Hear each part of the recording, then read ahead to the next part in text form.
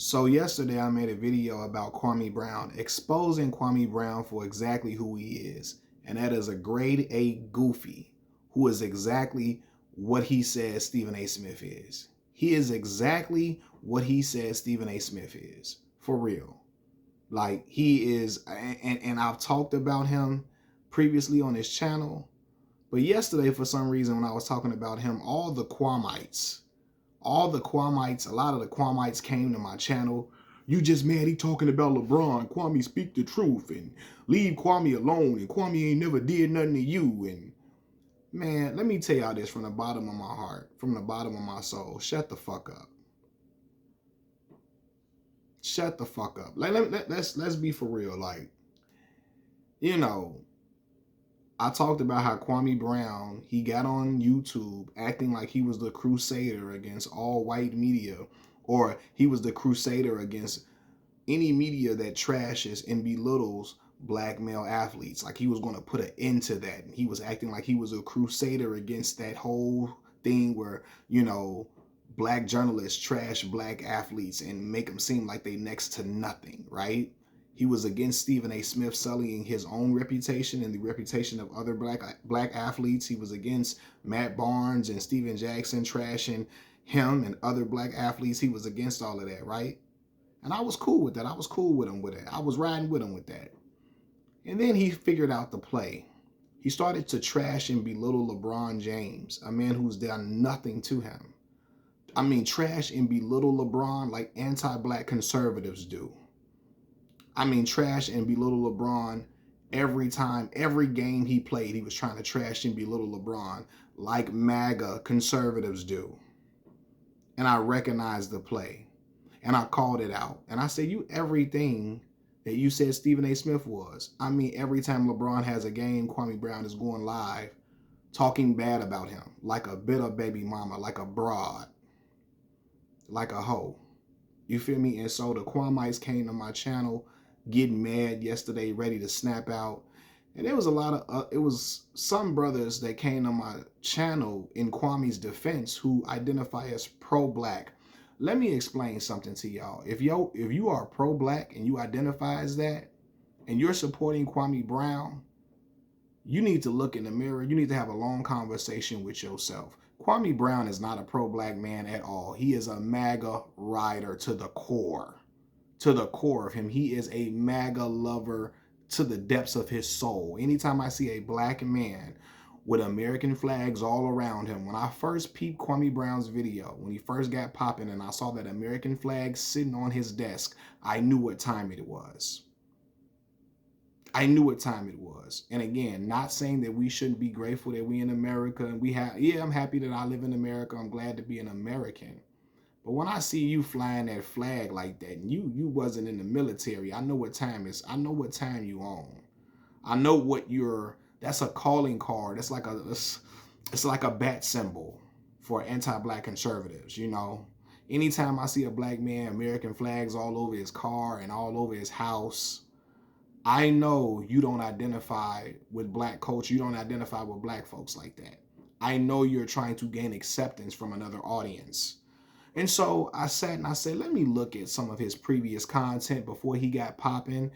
And I saw the brother riding with Kyle Rittenhouse to the bone gristle, riding out with Kyle Rittenhouse like Kyle Rittenhouse was his long lost cousin, like Kyle Rittenhouse was his little brother or his cousin or his son. It was so crazy. Then I saw him victim shaming Breonna Taylor after Breonna Taylor had her life taken from her by law enforcement. He was blaming Breonna Taylor for her own death. And I said, aha, I know what this brother's on. I know this brother's play. I could see it. I could smell it on him a mile away. Wearing them Wrangler jeans and that Brett Favre attire, wearing them Duck Dynasty clothes, got the swag of a Confederate farmer, a Confederate plumber.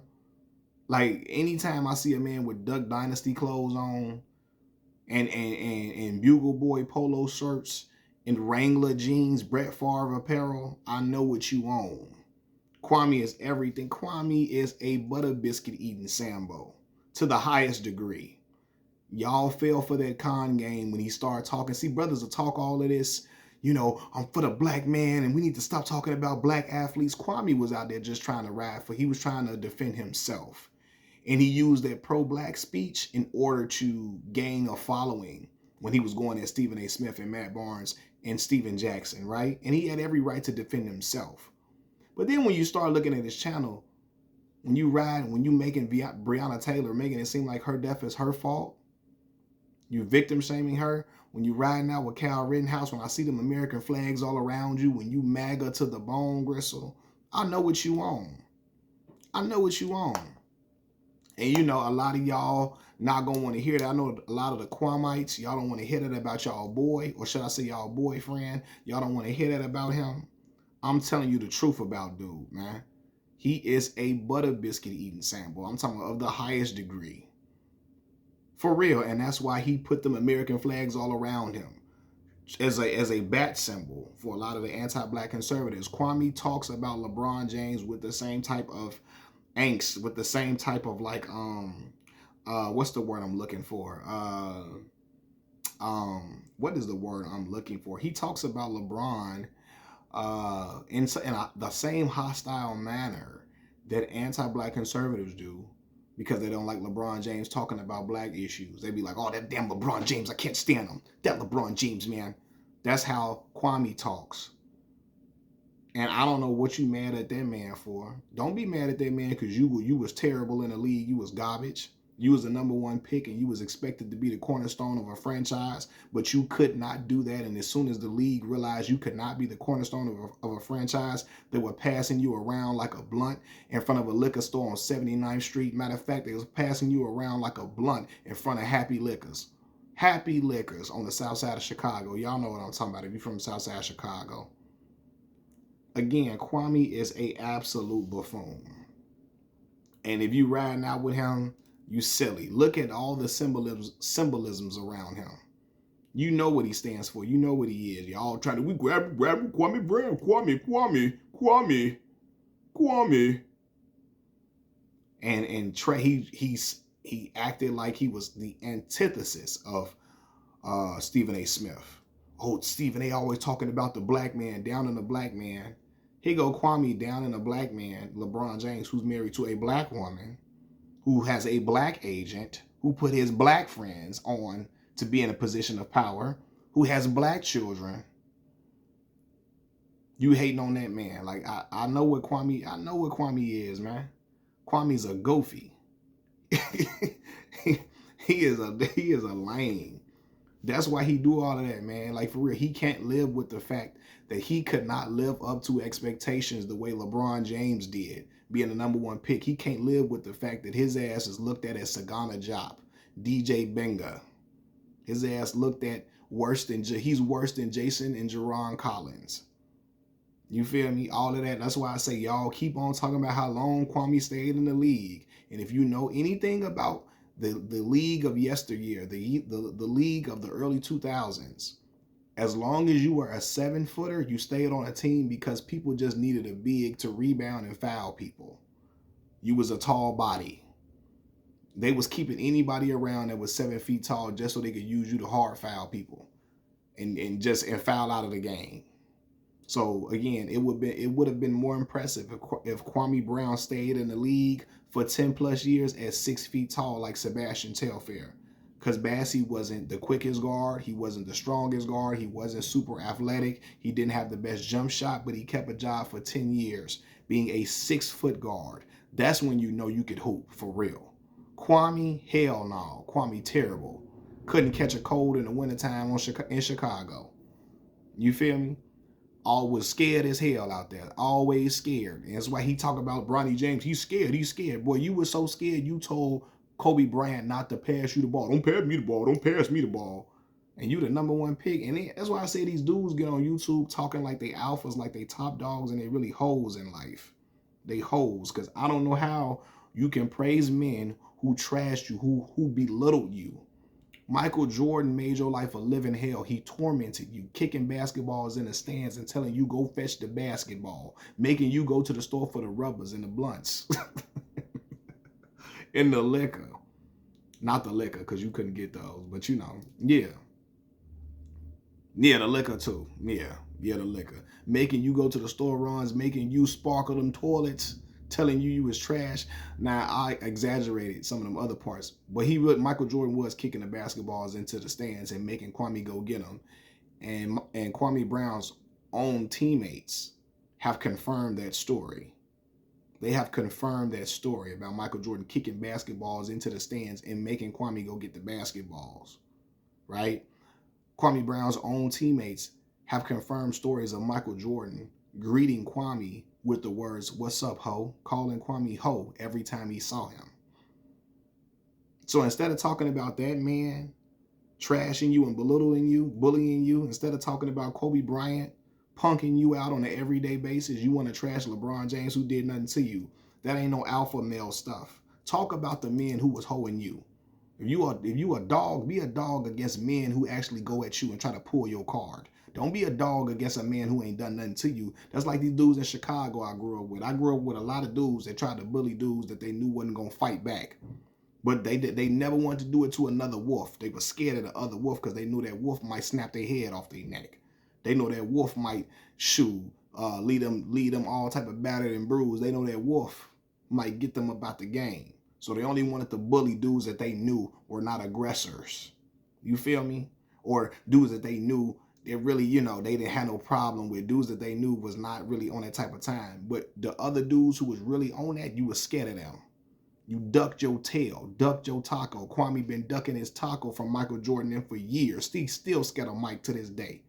And he knows the moment that he calls Mike out for Mike being a bully against him, that's the moment Kwame will lose his fan base. That's the moment his fans will run to the hills and they will call Kwame a punk. They will call him a hoe. They will call him a broad. They will call him every name in the book that he's still scared of being called to this day. So he will not talk about Michael Jordan because he don't want that Michael Jordan fan base that he's built up with that LeBron hate. He don't want that Kobe Bryant fan base that he's built up with that LeBron hate. He don't want them to turn on him. You feel me? But Kwame's a goofy. He's a sucker. He's a lame. Like I say, I know Kwame a goofy. Like he always used to talk about Bronny James not studying the game. He talked about LeBron not being a student of the game and all of that. We knew you wasn't a student of the game when Brendan Haywood told that story. He didn't say your name, but everybody knew it was you. He told a story about a young rookie on the Washington Wizards who was having trouble catching a ball and having trouble catching passes. And we know you couldn't catch a cold in the wintertime in Chicago, right? When he told a story about a young rookie on the Washington Wizards, and he said, "I'm not going to say his name because if I say his name, he's going to act crazy on social media," right? He talked about, one of the rookies said that, while we were playing the Philadelphia 76ers, the Philadelphia 76ers team doctor told him, "Hey, young man, I see you having problems catching the basketball. I can help you, with your hands. I can help you catch the basketball a lot better," right? He said, Kwame told us that the Philadelphia team doctor wanted to help him out. So Brendan Haywood said, why the hell would the Philly team doctor want to help one of our rookies on the Washington Wizards get better, with catching the basketball? He said when they looked and they saw who Kwame was talking about Dr. J. Kwame thought Dr. J. Julius Erving was a medical doctor. That's how I know the boy's stupid. That's how I know the boy, he can't talk about nobody not having knowledge of the game. How you don't know who Dr. J is, and I know who Dr. J. I knew who Dr. J was at that age. You know what I'm saying? How you don't know who he is? Cause you a goofy Kwame, and all Kwame fans come over here crying for him. Leave Kwame alone. Leave Kwame. Hey, listen, y'all can get it too. All y'all can stand in a row. I'm lighting all y'all. I'm smoking all of y'all verbally. Smoking all of y'all too. If you want to come over here crying, you feel me? If you want to act like you want to Kwame's hoes, I will get on here frying one of y'all. But again, Kwame is not a pro-black man, even though he tried to dress it up as that. He can't fool me. He is MAGA man to the core, not mega man, MAGA man. And ask Kwame, go to his channel and ask him about him victim shaming Breonna Taylor after she was unalived by law enforcement. Ask him about that content. Ask him about that video. Ask him about his comments about Breonna Taylor, and you see what he say. See what he stand on.